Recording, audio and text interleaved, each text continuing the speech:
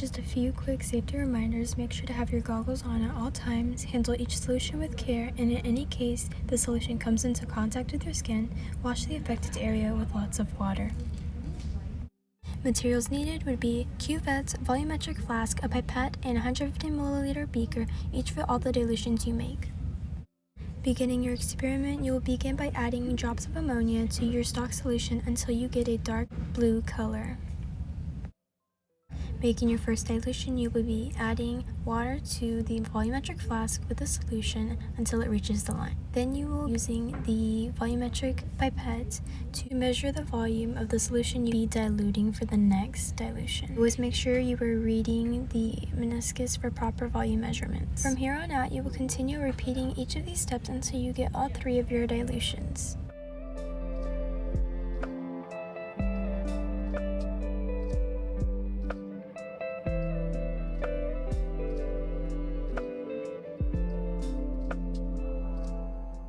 After obtaining all 3 of your dilutions, you will begin putting each of them into cuvettes, in which we will use to measure the absorbance in the spectrophotometer.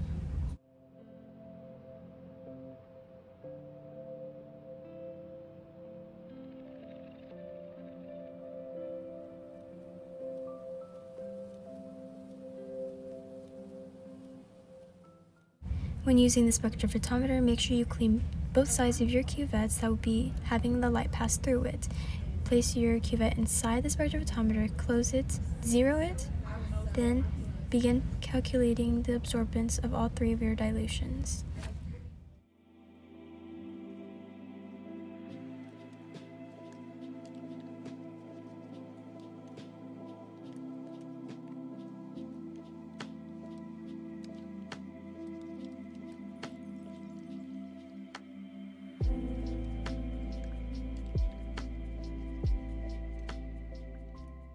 Why do we scan across all wavelengths?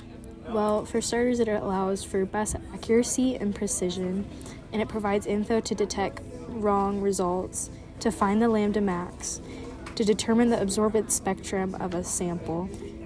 Lambda max is found by putting absorbance versus wavelength, noting when the sample absorbs the more light. Lambda max is the wavelength at which the substance has its strongest light absorption. Beer-Lambert law is used to show the relationship between the concentration of chemical substances and the light absorbed. A represents the absorbance which can be found using the spectrophotometer. Epsilon represents the molar absorbance, which is a constant for a particular substance. L represents the length of the light path, which can be found by the inner distance from the front window to the back window. C represents the concentration, which can be found using the dilution formula. According to the Beer-Lambert law, a substance's concentration and absorbance are directly proportional. This means it is important to zero the spectrophotometer with a blank before recording any absorbance levels. Blanking the spectrophotometer allows full-scale use of the machine and a reference point for measuring absorbances. For the notebook portion under observations, we found the molarity for each of the dilutions, using the dilution formula, which is initial molarity times the initial volume divided by the final volume. For dilution 1, we use the molarity found in the stock solution. And then for dilution 2, we use the molarity calculated for dilution 1. And then dilution 3, molarity calculated in dilution 2 is the initial molarity. Then we found absorbance using the spectrophotometer. We found this for the stock and the 3 dilutions. Then we put that information into a spreadsheet in order to get an equation, y equals mx plus b, which had y as absorbance and x as molarity. And then we found the absorbance value of our unknown using the spectrophotometer and plugged that value into the equation in order to find out what the molarity of it was.